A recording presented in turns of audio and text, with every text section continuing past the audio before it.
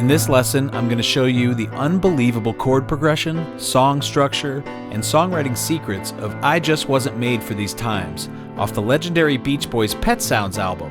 And to a lesser degree, I'll cover the production, instrumentation, and lyrical themes. So in addition to this full lesson that I'm going to be giving on I Just Wasn't Made for These Times, one of the best sounds and most complicated songs off Pet Sounds, I will have an hour-long lesson on this song, and also I will be doing a performance of this song on my Baby Grand and show the chords, and that will be a separate video, so please go check that out as well. That will be just a short performance of the song, but you'll see how it all comes together.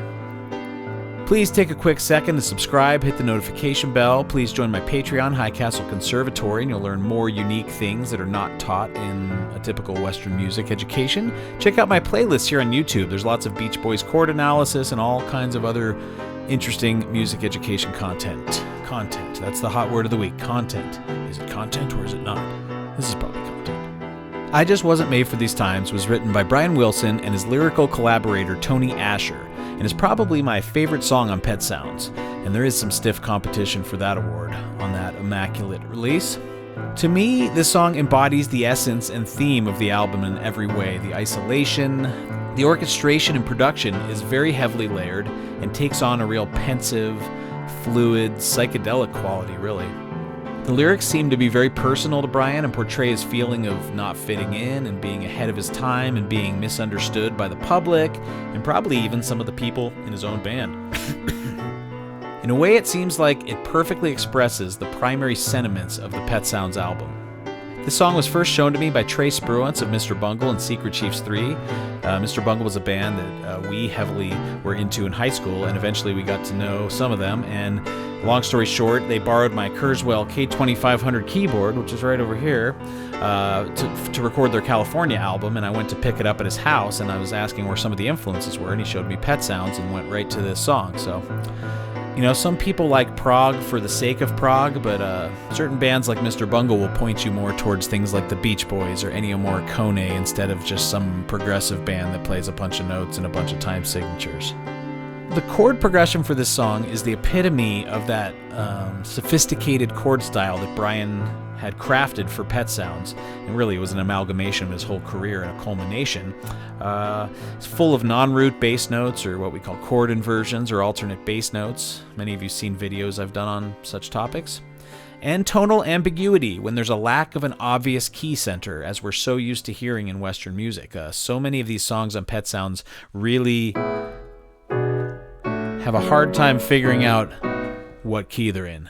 In the interest of being concise, I'm going to dive pretty quickly here into the main attraction of this lesson, the chord progression analysis, which will be, the meat of this video. And I'll conclude with some observations about the production, the orchestration or instrumentation, and the lyrical themes. Before we get into it, let me go over a few things here. The use of slash chords. Basically, when you put any note in the bass that is not the name of the chord. If it's D, if I put any other note in the bass, it's a slash chord, otherwise known as an inversion, or an alternate bass note. You might hear me say all of those things. So that's D over A right there. Here's D over D. So the use of slash chords, especially the way Brian uses it, it creates that tonal ambiguity. Nobody, in the same way we're used to doing a 1-4-5 in G,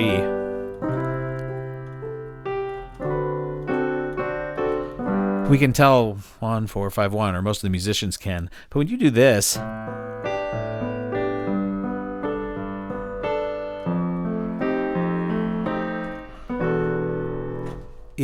tonal ambiguity would be the right word for it. It really creates a sense of chord semantics. I've talked about that before, but it's when it's when you can spell a chord in multiple different ways that make sense in different scenarios. For example, a C6 chord is the same notes as an A minor 7. There's the notes of an A minor 7, but it depends what context we're using it. You could call this C6 over A, but no, we're going to say A minor 7. There's multiple ways to name a chord, and the context of the chord progression really will give the hints about what we should call it so that we best understand it in terms of the key that it's in. The production of the song really has some amazingly unique instrumental combinations. It's got a Baroque quality. There's a harpsichord, a tack piano, there's a theremin solo, there's woodwinds, bass harmonica, mando guitar, various percussion, and washed out with that fluidity that the real echo chamber would give to the tracks. And some of these instruments are just slammed through that echo chamber, some of this percussion stuff. And of course, the lush stacks of background vocals and a counterpoint on certain sections. It's not actually a real vocal-heavy song, except in a couple spots. The production style is that derivative wall of sound that Brian had sort of copied and then made more personal on Pet Sounds. So Pet Sounds to me is it's like wall of sound, but then you zoom in and it's a little, like more personal. You might hear an oboe or an English horn or a bass harmonica, but the wall of sound is like everyone playing at once. They both have their use, but Brian had grown the wall of sound on Pet Sounds. Original key, this is in B flat. But I'm going to play it in G to help my aging voice, and maybe the algorithm won't hear which song it is, and then I'll get like an extra $2 a month off of it. Yes. So I'm going to play it in G.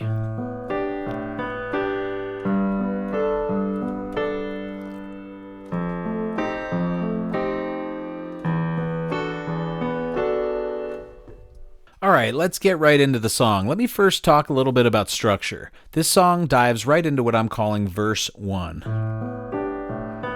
In other words, there's no introduction. A lot of songs have some form of intro, whether it's a fill or a little part that it references some other part of the song, but this goes straight into it. All right, let's get right into it. Let me first talk about song structure. The song starts right away on the verse, Brian singing. In other words, there's no intro. A lot of songs have a little intro that references some other part of the song or a little fill or something, but this just goes right into it. Not a big deal, but noteworthy, I guess. It's going right into what I'm calling verse 1 because there's vocals and it's pretty obviously the verse. There is a first ending built into that and a second ending where the chord slightly changes. Then it moves to a very interesting song form and does 3 separate pre-choruses. I'm calling those B, C, D. I could have called them pre-chorus A, pre-chorus B, pre-chorus C.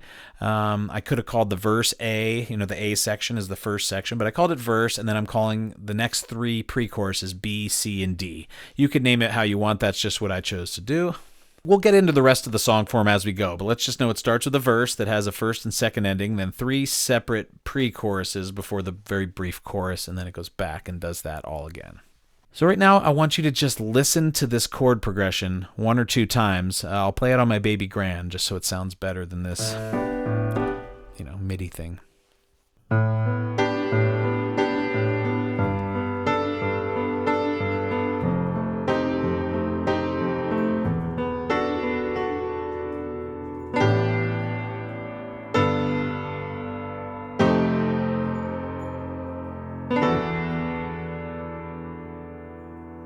So the really interesting thing about some of these Brian Wilson chord progressions is, like I said, there's a tonal ambiguity. You can't tell what key you're in.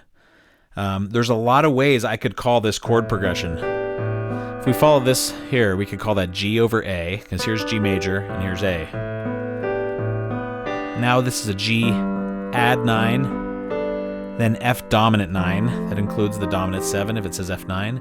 Then E9 sus 4.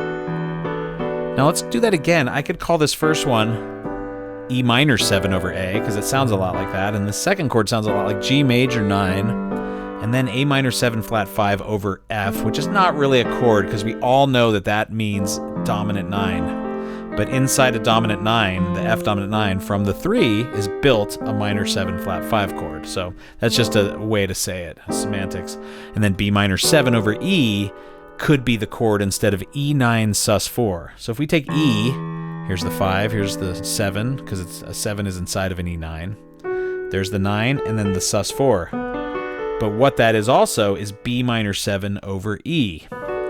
And then you might notice this progression, boom, boom, boom, boom, boom, boom, boom, boom, boom, boom, boom. Where have I heard that before? Boom, boom, boom, boom, boom, boom, boom, boom, boom, boom, boom, boom, boom, boom, boom. Huh. Must have heard that kind of progression somewhere before.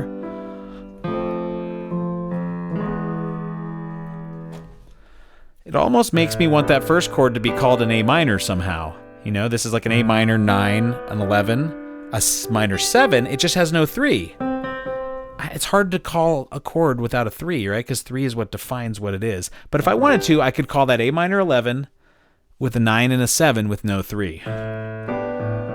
G major add 9, F dominant 9, E9 sus 4, otherwise known as B minor 7 over E, exactly the same chord. I just wanted to contextualize this as A, some kind of G, some kind of F, some kind of E. That's why I decided to name things the way I did. I could have called that B minor 7 over E, and in my previous charts I did call it that, and finally I switched it. I wanted it to fall in line with that A, G, F, E, which we'll get into in the bass section here. So some of these crazy Brian Wilson Pet Sound songs change keys, and this doesn't do much of that, honestly. It just never sounds like it's in the key that it's in, which is G major. This song's in G major, but the very first chord throws you off guard. Second chord throws me off guard again. And I know that's a dominant, but I'm still not sure what key we're in. Okay. So we're in the key of, pretty simple, we're in the key of G. And that's a G over A. So that's 1, and then this is just another form of 1, but it sounds like it's falling because of that bass, right? It really sounds like we're changing chords. G over A, G add 9, F9, falling down to E9 sus 4, otherwise known as B minor 7 over E.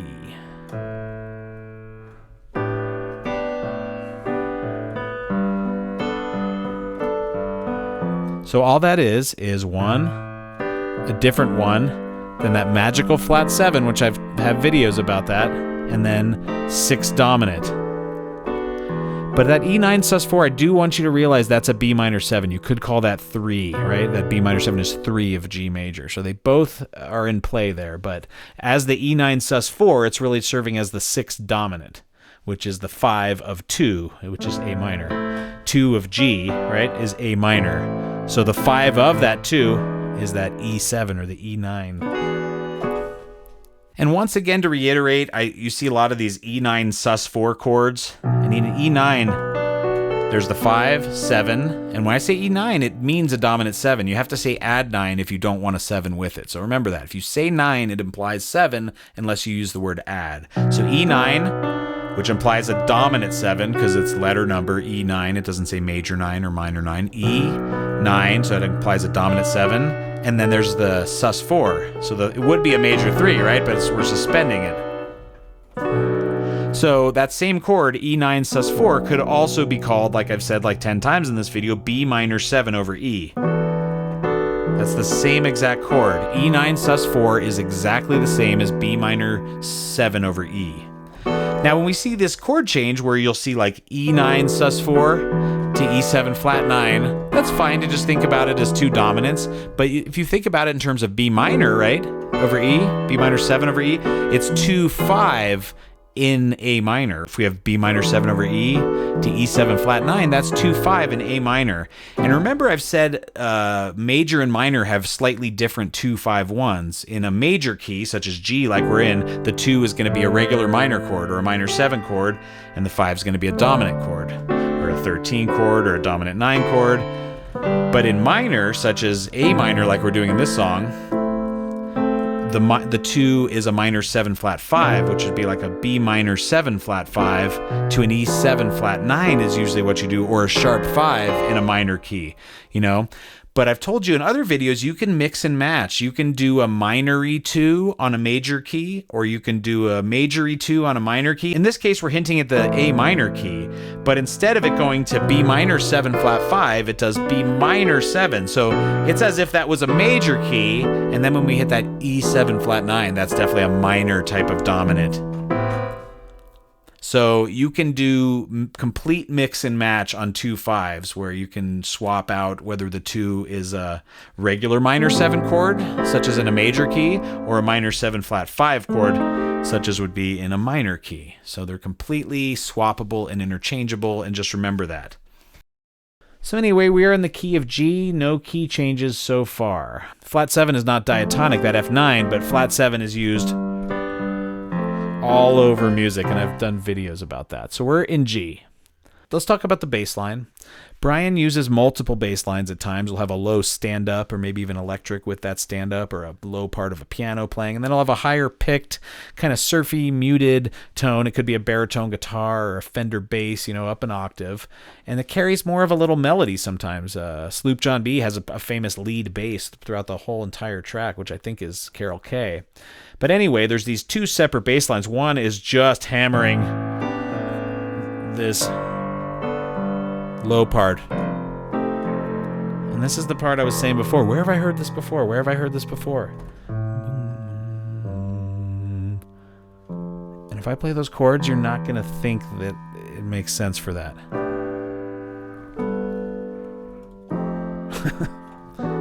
No, it really doesn't give off vibes. But I'm telling you, a bass line brings to mind certain things to people. Now, for those of you who recognize that, that's the flamenco. I think they call it the Andalusian cadence.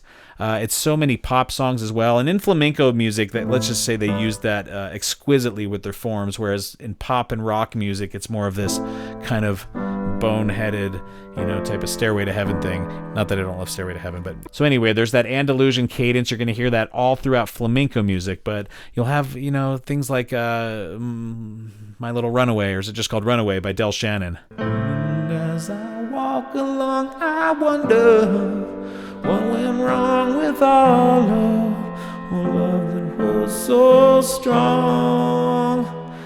Who played Mike Tyson's Punch-Out, the training level after you'd win a level?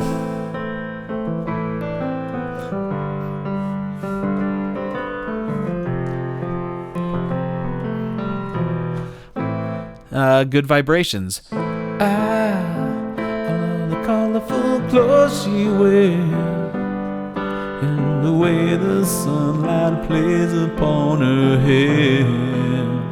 head. Sultans of Swing, Dire Straits. Oh. And she steps right up to the microphone. This is all over the place. Hit the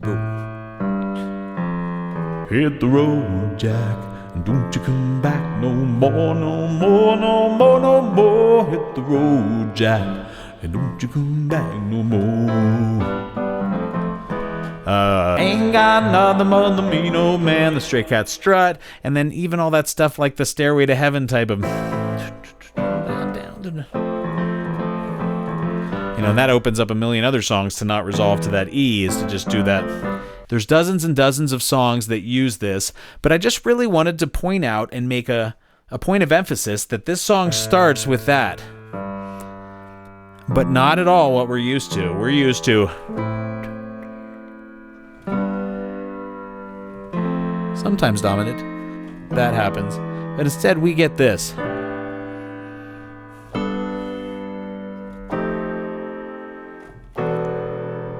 That is pure Brian Wilson magic. That is gold right there. Study that.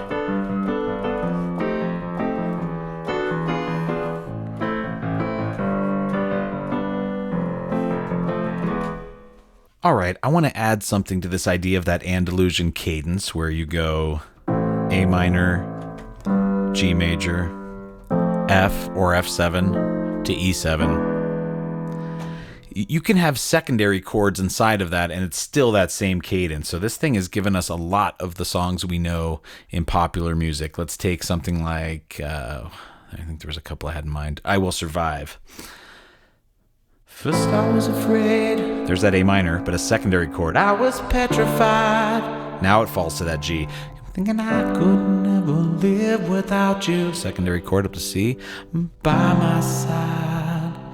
Down to F now. And I've felt so many nights. Now finally that 2 half diminished. Thinking how you did me wrong. And then finally that dominant chord. And I grew strong. E7. And I learned how to get along. And now we're back. So yeah, that same tendency that wants that A minor to fall into that, flamenco Mike Tyson's Punch-Out thing.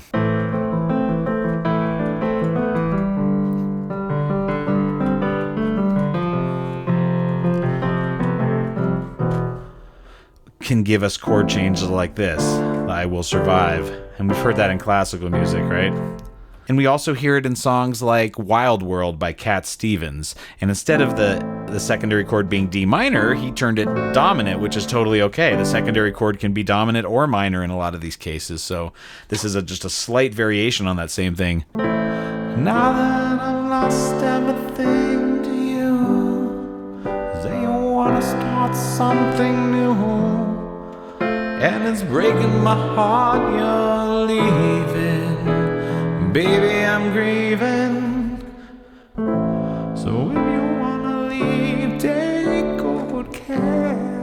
You had a lot of nice friends out there. Remember, there's a lot of bad and beware.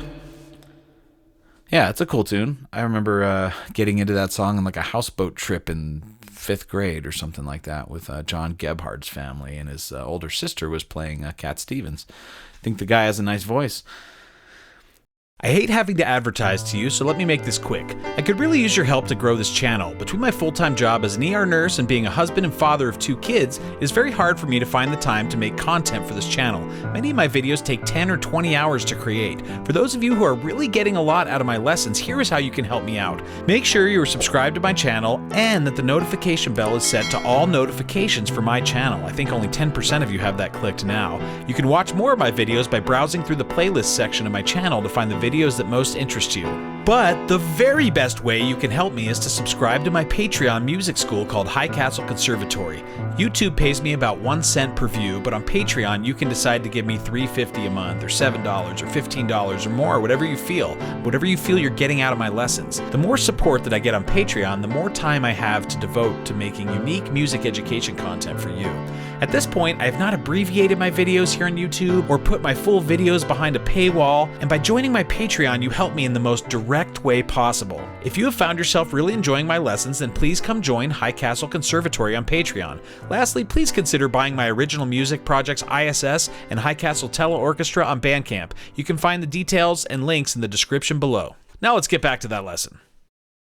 Okay, so I said there's a second bass line. There's a picked bass line. So let's hear a little of that secondary bass line. Remember, we have the low bass line hitting just the basic bass notes, and then we have this picked kind of surfy, dry, muted, palm muted type of line.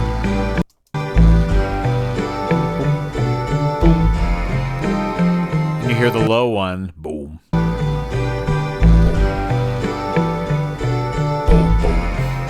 You just have to listen to the track alone and you'll hear it. It's a picked bass line like this.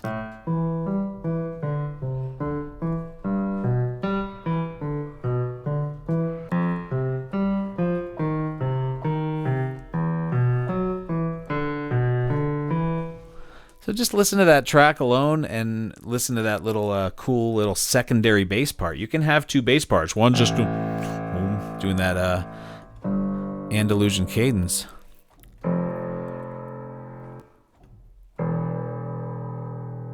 But then the other one is doing...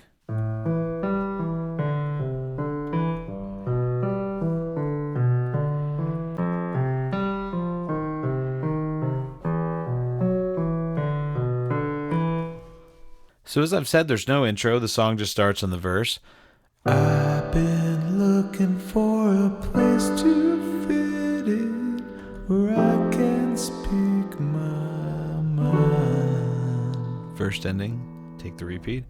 And I've been trying hard to find the people that I won't leave be. Second ending. E7 flat 9. Then the B section finally.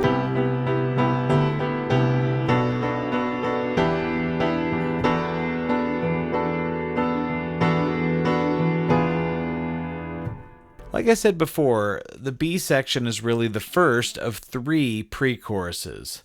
And if you're looking for a unique song structure, you're tired of verse, pre-chorus, chorus, why don't you try verse, pre-chorus 1, pre-chorus 2, pre-chorus 3, brief chorus. It's kind of funny because the first section of the song is really just G, even though it's doing that fancy progression.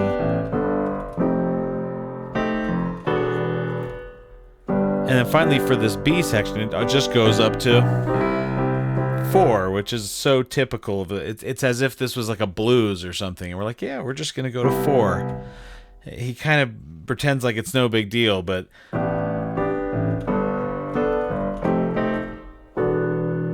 finally 4. Bass note. 3, 6, 6 dominant, 6 dominant. Remember that E9 sus4 chord is the exact same thing as B minor 7 over E. So you could think of that whole thing as of the E9 sus4 as actually B minor 7, like a 2, 5, which is really a 2, 5 of 2, because 2 is A minor, so that would be a 2, 5 in that key. So the first pre-chorus, they say I got brains, but they ain't doing me no good. I wish they could. C. So what is C? C is the next pre-chorus.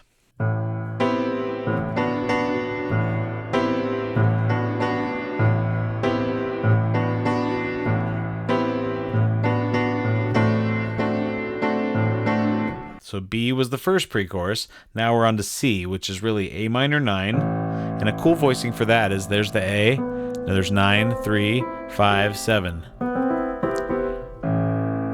And then B minor over A is. Each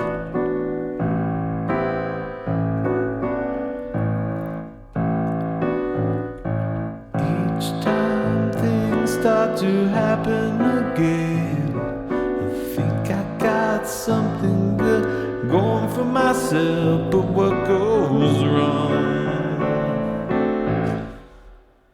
So that part you could think of as A minor to B minor, which would be in the key of G, right? It would be 2 to 3, right? Just a fancy way to do 2 to 3, because the bass note stays the same. But you could think of it as 2-5 if you wanted to. It's not really that, but you can kind of think of it, but I chose to do it as 2 to 3. So I talked about this C section, and I told you it was kind of 2 to 3 was the basic chord, A minor to B minor, right? But there's something very similar, because the next section is sometimes 2-5, feel very sad, that A minor to D7. This A minor to B minor could be justified as calling it 2-5 by being A minor 9, D6 over A. So I would call this D6 over A, and that's just like, it's like a 2-5. So I ended up opting for the A minor to B minor because I thought that characterized it better, but it is very related to the next section of 2-5. And this could be justified as a 5. It's just not, he's not really playing it like that. So, but the next section is 2 to 5, which is why I thought of it as connected to the 2-5 that's coming up. So the B section, which is the first pre-chorus, they say I got brains, but they ain't doing me no good. I wish they could. C. Each time things start to happen again, think I got something good going for myself, but what goes wrong? Now the D section, which is the third pre-chorus.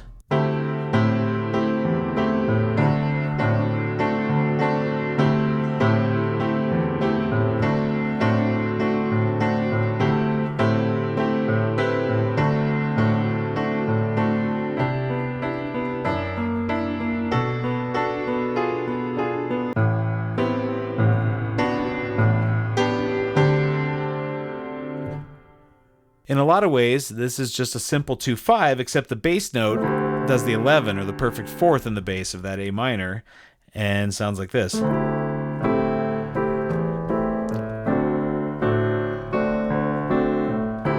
But it is just a 2-5, right? 2-5 in G, which is A minor 7 to D7.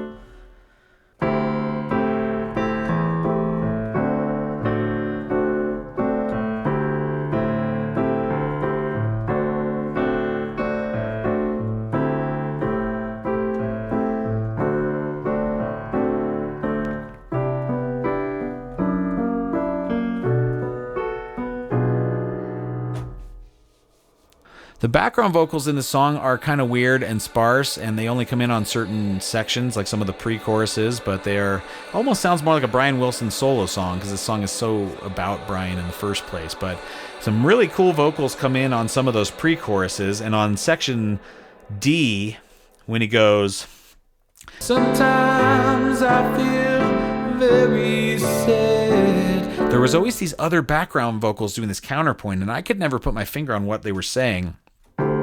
Did a little research, and after the first one goes, "Sometimes I feel very sad," twice, "Sometimes I feel very sad." Second one says, "Ain't found the right thing I can put my heart and soul into." And then there's this soprano that I never could hear except, and I could never figure out what he's saying. I just thought he was saying, "Sometimes I feel very sad." But doing some research, apparently there is a lyric that, I'm sure it's what he's saying because I went and listened to the vocals only, which you should do. You can hear all the Pet Sounds instrumental only on YouTube or streaming or whatever. The Pet Sounds instrumental only and the vocals and background vocals only. And you're going to hear stuff you did not hear. You will be in for a trip, especially on that instrumental only. Wow. Producers, you will learn a million things on that. But it turns out what it says is after that, "You found the right thing I can put my heart and soul into." And finally, "The people I know don't want to be where I'm at." The people I know don't want to be where I'm at. So all three together would be, "Sometimes I feel very sad. Found the right thing I can put my heart and soul into. The people I know don't want to be where I'm at."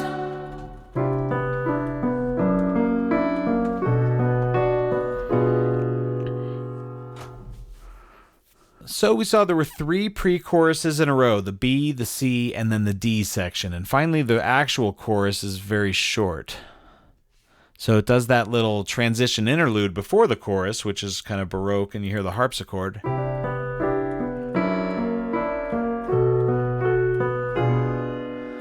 I guess I just wasn't made for these times.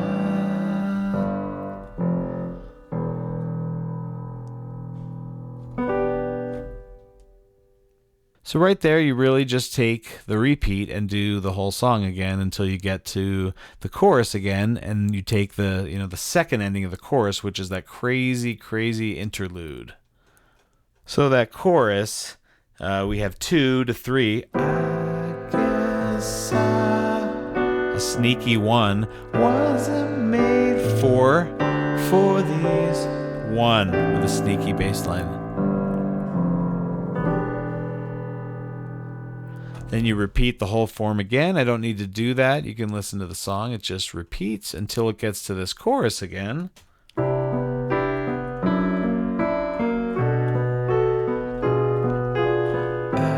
guess I just wasn't made for these.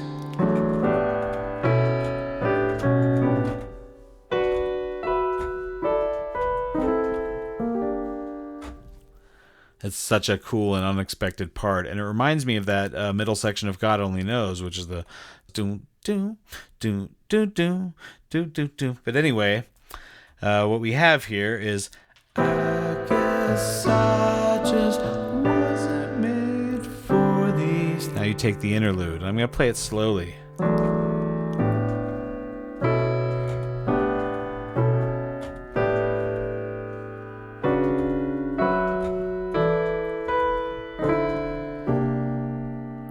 Let me play that one more time. Yeah, that interlude is wild.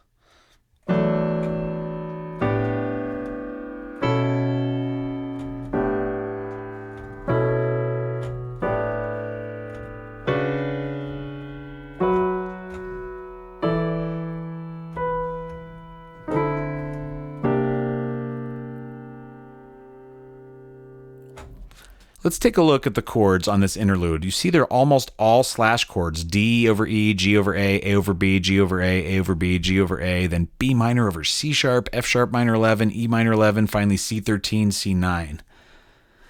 All Brian was doing was taking the melody of the song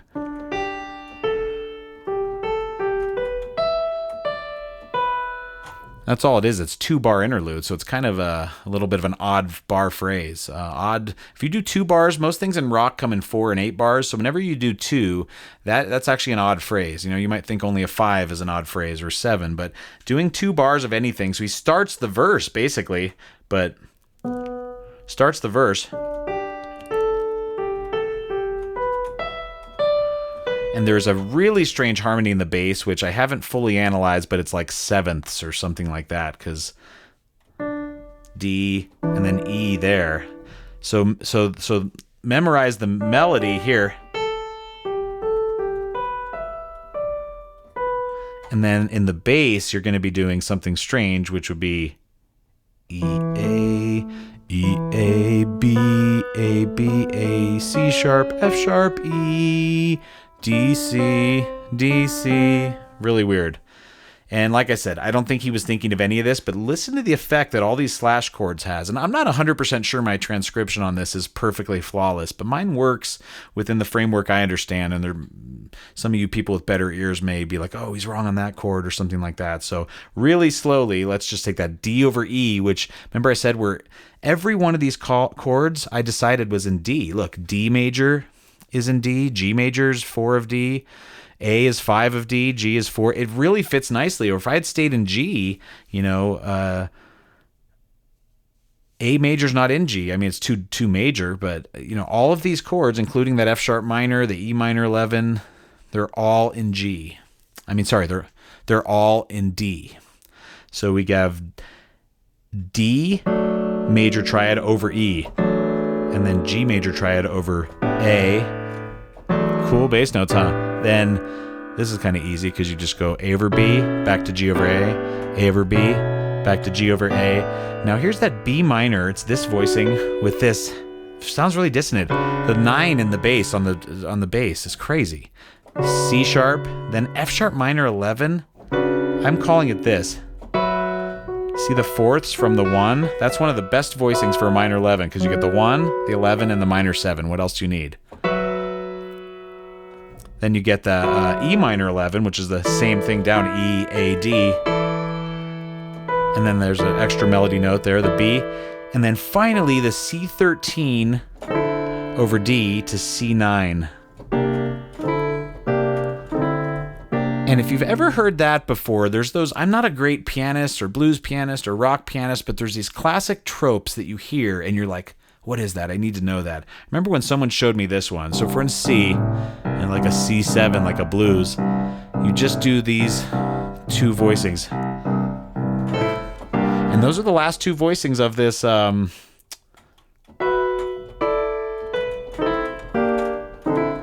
Anyway, if we're in C blues, all you do is hit and you slide up from the 3 up to the flat 3 to the 3, and then you hit 1, 3, 6. And then you drop this down to B flat, D, G. And all that is really cool notes of an extended dominant chord. In this case, you have that C13 is the 6, and then you have the dominant 7, 9, and 5. So play that in all keys, and every pianist needs to know this. If you go to F, it's going to be, just go 1, 3, 6. That's all you got to do. And you drop it symmetrically, right? It's totally symmetrical. B flat. Okay, I might have a little trouble with it, but play that through 12 keys. The mnemonic, let's say we're in C, is just to go 1, 3, and then up to 6, and then you drop that down symmetrically to 7, 9, 5. I know you've all heard that a million times, and when I finally learned that, like 20 years after I started playing music, I was like, yeah, that. I like to figure out those little riffs because I'm not a great pianist, so I need to know all the little tricks. So that's really, it's tasty. And then after that interlude, it does a what anyone would do in a pop song, a theremin solo. So I call that the instrumental verse, and really what it does is the second half of a verse, as if it was taking the second ending, so it does that.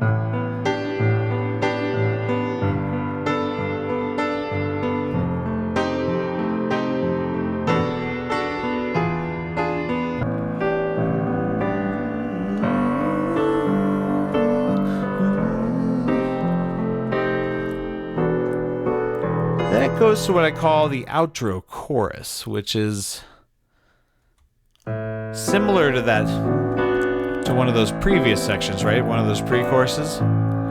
But instead of saying, each time things start to happen again, we're saying, I guess I just wasn't made for these. I guess I just wasn't made for these. I guess I just, the tag, wasn't made for these. I guess I just wasn't made for these. I guess I... Then you repeat to fade, and the track, it just fades out, but really an incredible chord progression that ties one of the previous progressions in the song with a Brian Wilson kind of barbershop turnaround. Here it comes.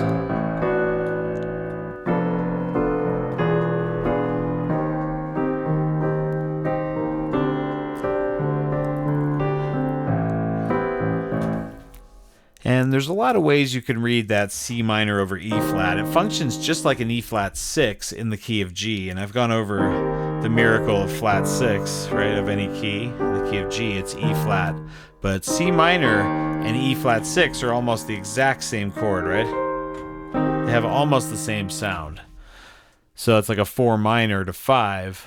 So we have 2, 3, and then we have 2, 5 of 2, right? This B minor 7 flat 5 is a 2, 5, E7 flat 9 of 2, which is A minor, but then it doesn't go to A minor. Instead, it goes to that C minor over E flat, which would be like 4 minor, or it functions like an E flat 6. And then a 5, but whenever you suspend the 5, it confuses the ear and you go, what is that? But it's really just 5.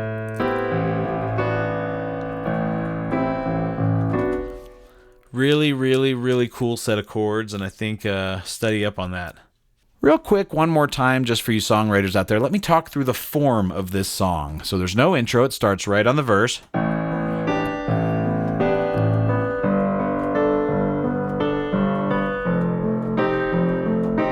Then it takes a first ending on the verse.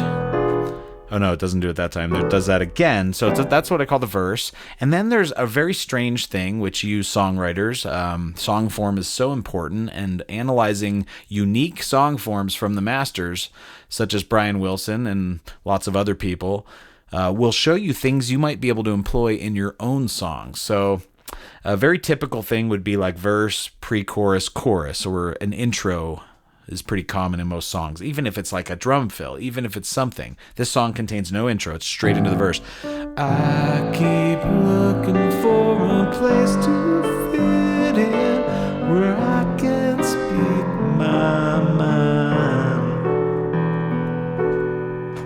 So yeah, that goes straight into verse 1 with no intro, and then it goes to 3 separate pre-choruses. The first one, this got brains. The second one is each time things start to happen.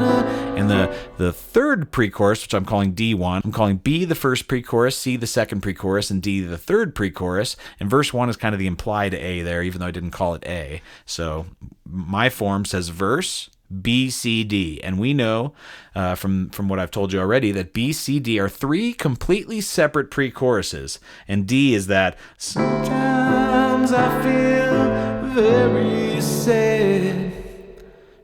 And then before the chorus, even built into that D section, is that little 2-bar Baroque transition, which is 2 bars before the chorus, which does the flute melody or whatever instrument's doing that.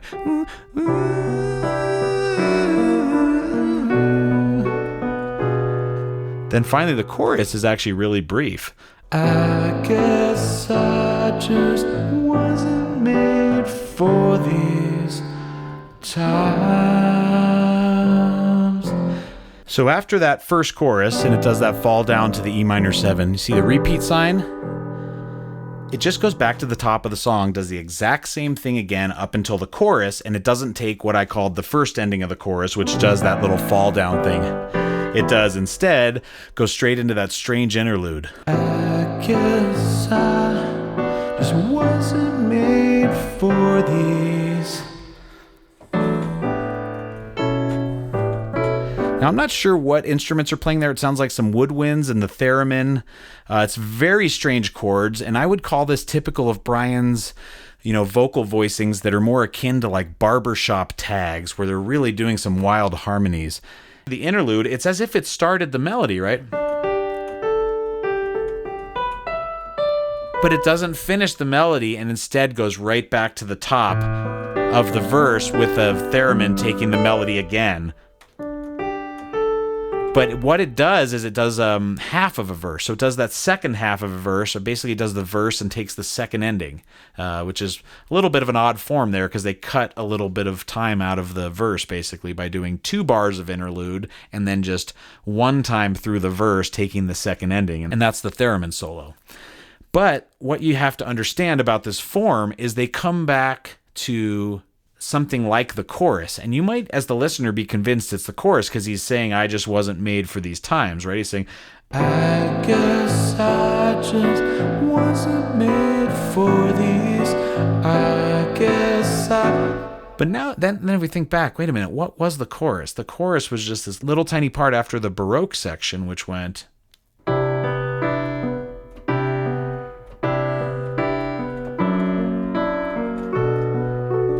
Now here was the chorus.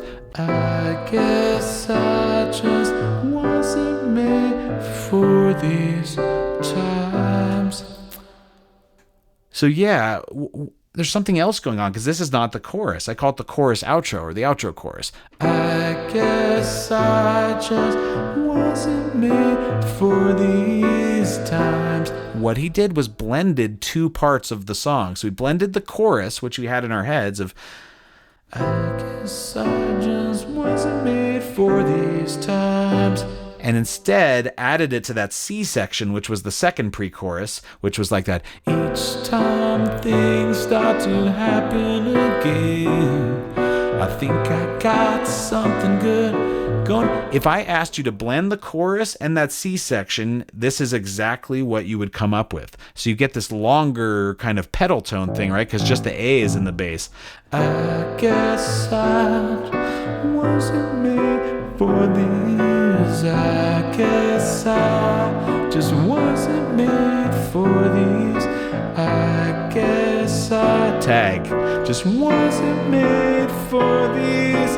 I guess I just wasn't made for these. So you get this real pedal tony thing, and finally it breaks out into a weird Brian Wilsonian tag.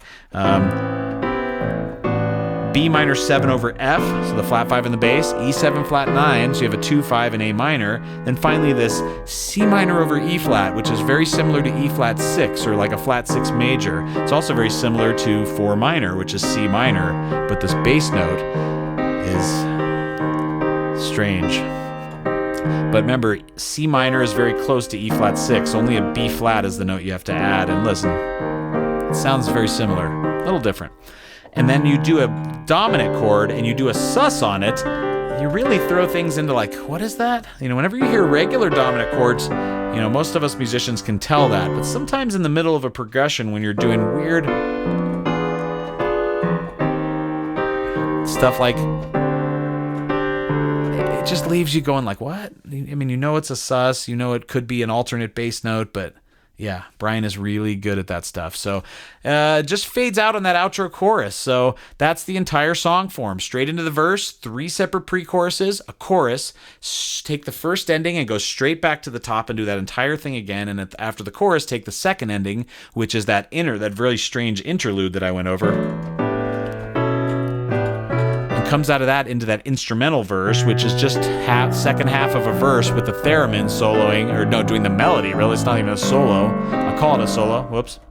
And then coming out of that instrumental verse, it's just that outro chorus, which has like 6 bars, has 5 bars until the tag, which is, so that tag is 4 bars, and it reminds me, of those weird Brian Wilson harmony tags that he would do sometimes at the end of songs.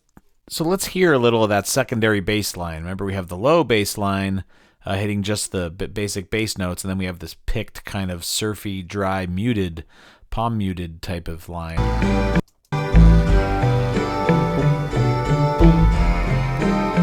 And you hear the low one, boom.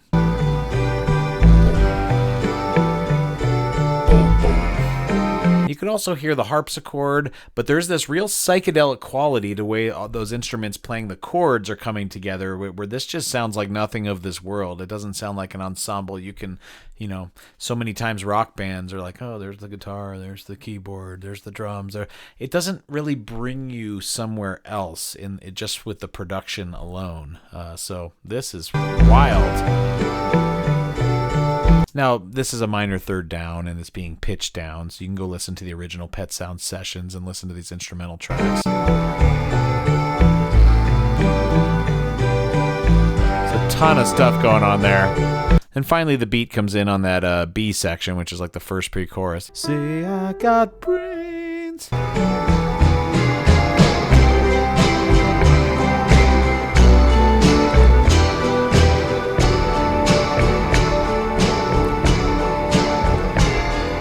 Yeah, if you listen at the right pitch, it is absolutely wild. But you can go to different parts of this. Is that a clarinet?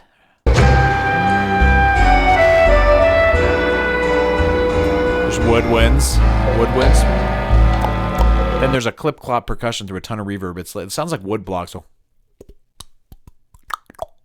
But you listen to just how much echo chamber is on that.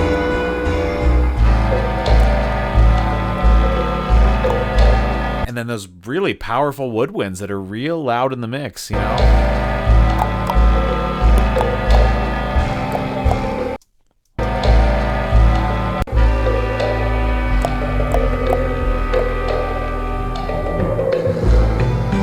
a timpani.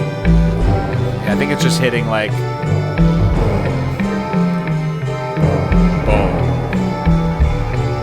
Some of the stuff is so simple the way it all works together. Most people wouldn't think of putting this many instruments together, but it all kind of blends. There's this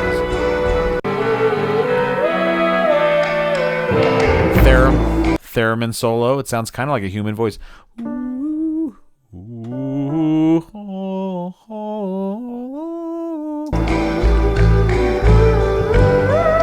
But you've seen those instruments, they play them like an antenna to make the notes, and you can slide up and down. Brian used it on Good Vibrations too. So Brian was a real pioneer in using unusual instruments, but I don't think he invented that, because there were so many people in movie soundtracks and things like that where they were using these exotic instruments in the studio. The Wall of Sound, Brian definitely modified that, like I've said before, where he chose some instruments that weren't part of Phil Spector's usual go-to ensemble, and that's what made Pet Sounds unique, is the way Brian started to personalize that sound to fit the song. Woodwinds, still hear that pick bass.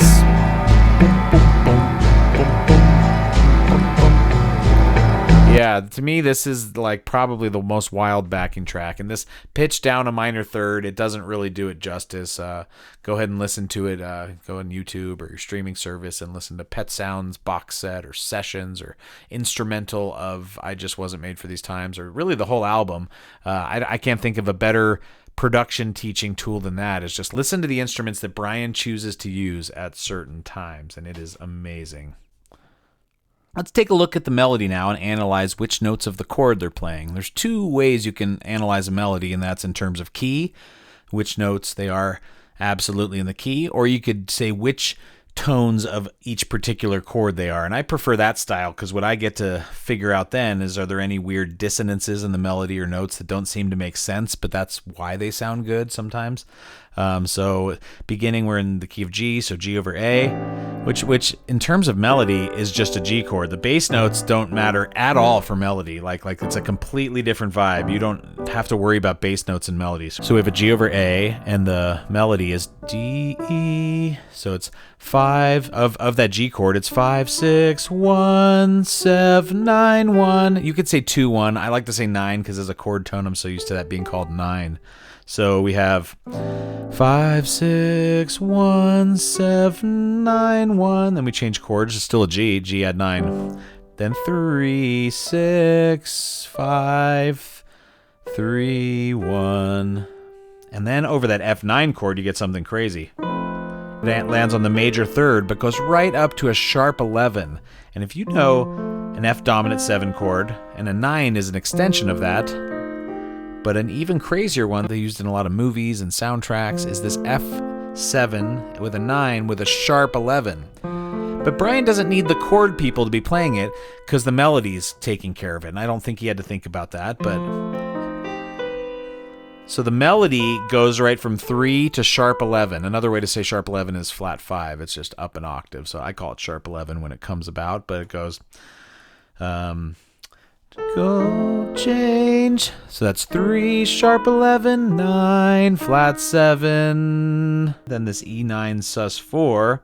You have 3. You land on D, which is 3. And it just climbs down from in that E9 sus 4 from 7, sharp 5 to 5. Or if you were thinking of it as a B minor chord, from 3, flat 2, 1 of that B minor chord. So there we go. Then the second half of the verse, similar thing, right? 5, 6, 1, 7, 9, 1. Then over that G add 9, we have 3, 6, 5, 3, 1. The F9 this time is a little different. 3, 5, sharp 11, 9. And then at E9 sus 4, it goes right to the sus 4. Up. That's sus 4 up to 5, then down to D, which is the dominant 7. Right? E dominant 7. E. And then for it goes up to C major 7, which is 4 of the key of G for the first pre-chorus, which I called B. And there you just start on the 3. They say I got brains. So that's 3, 3, 5, 6, 3. 3, sharp 11. And then over that B minor 7, we have A2. We have a note that's not in the chord, G. It's like a little suspension. It's the 1 of the key of G, so it doesn't really matter, but that is a cool little tension. Listen to that. They say I got brains, but this is in the chord, this is not. But it's a really cool suspension, and it does resolve the tension. They ain't doing. So that's flat 6 of B minor, 5, 11. And then over the E minor, you have 7, minor 7, 7, 1, 5, the E9 sus 4. You get 7, 1, then E7 flat 9. B, C is sharp 5 of E7 flat 9, and B. And then over the A minor, over the C section, you have A minor to B minor. And we get the notes E, A. So over an A minor, that's 5, 1. And then over B minor, that's 7, 7, flat 6 of B minor. You get a G again, which we already had, remember? So that's showing itself to be one of the little motifs in the harmony of this song, is to do a 3 chord, which is of G is B minor, but just have the melody. So anyway, over A minor we have 5, 1, then over B minor 7, 7 flat 6, then A minor it's 1, 1, 9, then E over B minor, that's 11. But he does this little... These notes make no sense. It's a B minor, and he's treating it like it's a C major chord. But it just works. Listen. Each time things start to happen again. I love stuff like that, where it just doesn't match up. The melody takes you in one direction, and it ends up on a flat 9 of that B minor chord, which is not even a chord, but that's all that's happening each time. Each time things start to happen again. It works for some reason. So as far as the lyrics go, I don't want to get too into them because I don't feel like they're super symbolic. They're not that hard to understand. Brian feels isolated. You could have it be, for me, it was always like, oh, he's such an advanced musician. And I'm not sure he was thinking of it like that, although it really comes across like that, especially when you learn the history that he was facing adversity and different opinions from some of the people in the group that might not have seen his vision. You know, these boys were off on tour while Brian was at home in a studio and dropping LSD with some bigwigs in the Hollywood Hills and writing some of his best songs. And Brian was just on a totally different trip, and they would come home and be like, whoa, this is what we're doing? And sometimes they went along with it, and other times there was some resistance. So I definitely hear some of that in the lyrics, but this could go all the way back even to high school, right, of not feeling the lyrics. I don't need to read them all to you. I keep looking for a place to fit in where I can speak my mind, and I've been trying hard to find the people that I won't leave behind. You've heard me say before, I'm not a huge fan of rhyming lyrics. 90-some% of pop music, probably high 90s, rhymes most of the time. So if I were to make that like my permanent criticism, these were much better lyrics than she'll have fun, fun, fun till her daddy takes her T-bird away. So these Pet Sounds lyrics were a huge step forward. And I love lyrics that don't rhyme, but you know what? I can't apply that snobby standard I have to this because these are still very good lyrics other than that. So Brian wrote this with his Pet Sounds collaborator, Tony Asher, and Asher had said he contributed something to the music of the song as well, although it's unclear what that is. And Asher felt like this was one of the songs that Brian gave him that he didn't necessarily relate to because he hadn't experienced that. Asher said that in many of the other songs, when Brian would express a feeling, I would say, oh yes, I've had those feelings, maybe not in the same way or the same degree, but I understood them. But this one I didn't relate to. On another occasion, Asher said the song evolved from a discussion he had with Wilson about the fact that neither one of us was a particularly popular kid in high school. The lyrics describe a person who's depressed and unsure of their place in society, where they can express themselves, who can they trust, and why do all the good things they have going on seem to collapse? Whether the character feels he is before or ahead of his time is just left ambiguous. A critic, Donald Guercio, interpreted it that the lyrics are a first-person chronicle of disillusionment from a narrator who, despite being intelligent, can't find a place where he can comfortably feel like part of the world. Music historian Charles Granada read the song as a plaintive ballad about coming to terms with one's differences. Ultimately, the answer to the question is, where do I fit in? Lies in the realization that he doesn't. Yeah, it's a pretty depressing song, other than being like a very pretty, contemplative ballad. Yeah, it is kind of depressing, honestly. In '76, Brian Wilson said that the song reflected his life. It's about a guy who was crying because he thought he was too advanced and that he'd eventually have to leave people behind.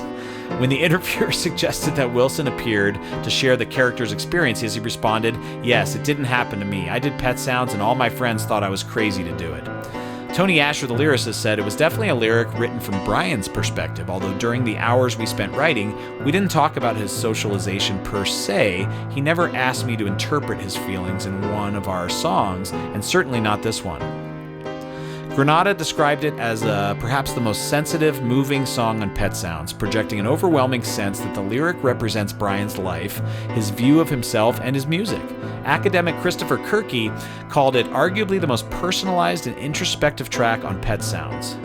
If you made it through this whole video and you love these lessons, please consider joining my Patreon. It really helps me do more of this music stuff. A video like this took me about 30 or 40 hours to put together, honestly, and I don't have time for that with working full-time and my family. And I'm pretty sure I got in trouble with my wife a couple times during this for spending too much time down here in the basement. So the more that I make my little operation the slightest bit viable, especially to you people that liked my message, they thought I had unique education content, please go support me on Patreon on one of the tiers and just help this thing grow a little bit more. Thank you. Thanks a lot for watching this video and taking an interest in my channel. Please help me reach a larger audience by hitting subscribe below and ringing the notification bell. Check out my video playlist page to find the categories that most interest you. Leave me a super thanks here on YouTube, and even better, come join my Patreon. Please consider buying music for my original projects ISS and High Castle Teleorchestra. Also, don't forget to sign up for my email list on the front page of timsmolens.com. You can find information about all of those things in the description below. Thanks again.